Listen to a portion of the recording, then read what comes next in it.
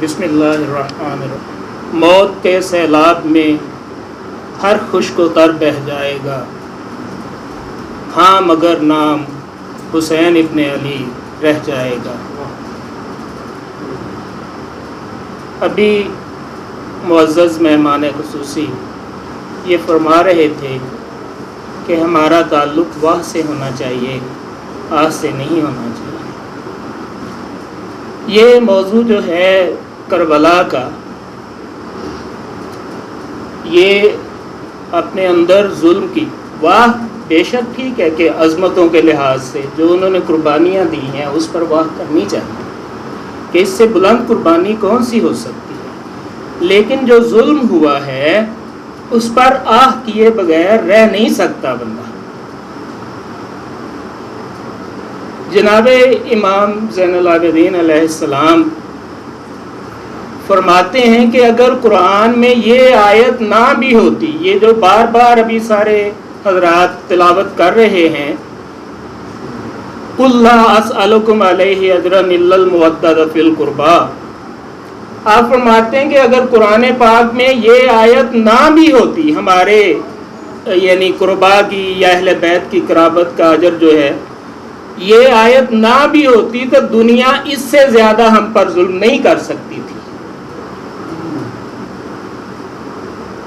دنیا اس سے زیادہ ہم پر ظلم نہیں کر سکتی تھی۔ تو آہ پیدا ہونا ایک لازمی عمل ہے۔ خود جناب سید سجاد زین العابدین علیہ السلام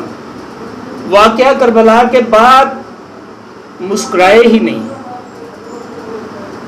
بازار میں سے گزرتے تھے قصابوں کی دکان کے سامنے سے، تو قصاب دور سے جب آپ کو دیکھ لیتے تھے تو وہ اپنے وہ گوشت چھپا لیتے تھے اور آپ آگے پوچھتے تھے کہ اس مینڈے کو ذبح کرنے سے پہلے پانی پلایا تھا؟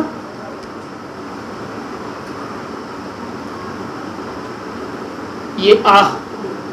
لازمی پیدا ہوتی ہے۔ خود جب آپ کو زہر دے دیا گیا جناب زین العابدین علیہ السلام کو، تو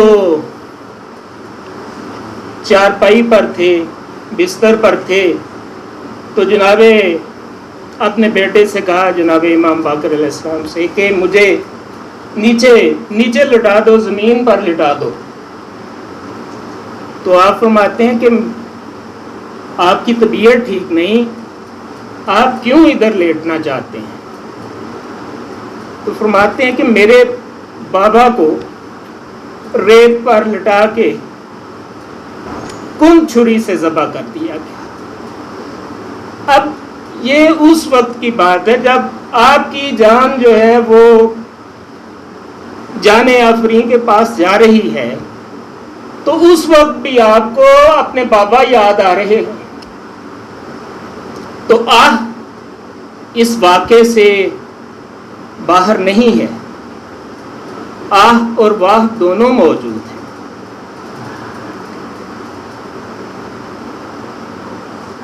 واصف علی واصف صاحب کا مجھے ایک دفعہ پڑھا تھا، وہاں سے میں نے لا یکلف اللہ نفسا الا وسعہا، کہ اللہ تعالیٰ کسی کو اس کے نفس سے زیادہ، اس کی برداشت سے زیادہ، کسی نفس کو اس کی برداشت سے زیادہ تکلیف نہیں دیتا۔ تو واصف علی واصف کہتے ہیں کہ یہ ظرف جو ہے، وسعت ظرف، جناب امام پر آ کے ختم ہو جاتی ہے کہ جب ایک ایک لاشا لے کے آ رہے ہیں، ایک ایک کو بھیج رہے ہیں، اور آخر پر ایک چھوٹا سا سپاہی لے کے آتے ہیں 6 مہینے کا۔ اور کیا شاعر نے کہا ہے کہ ایک مجاہد کو تو ہاتھوں پہ اٹھا کے لایا، ایک مجاہد کو تو ہاتھوں پہ اٹھا کے لایا، کیا عجب فوج تھی اس بندہ آزاد کے ساتھ، اور قربانیاں پیش کرتے جا رہے ہیں۔ اور جب وہ 6 ماہ کا بچہ بھی قربان کر دیا اور اسے دفن کر دیا، تو میر انیس اس کا نقشہ یوں کھینچتے ہیں کہ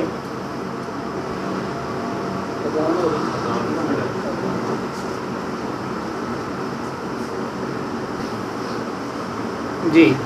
میں عرض کر رہا تھا کہ جناب امام پاک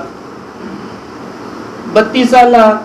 جناب عباس کی قربانی پیش کرتے ہیں، 13 سالہ جناب قاسم کی قربانی پیش کرتے ہیں، اور ان سے بھی چھوٹے اون محمد جناب زینب سلام اللہ علیہ کے بیٹے، انہیں قربانی کے لیے بھیجتے ہیں، اور آخر پر 6 ماہ کا بچہ جناب علی اصغر اسے بھی قربان کر دیتے ہیں۔ تو اس کے بعد میر انیس یوں فرماتے ہیں کہ خالی ہاتھوں تیرے دربار میں آتا ہے حسین،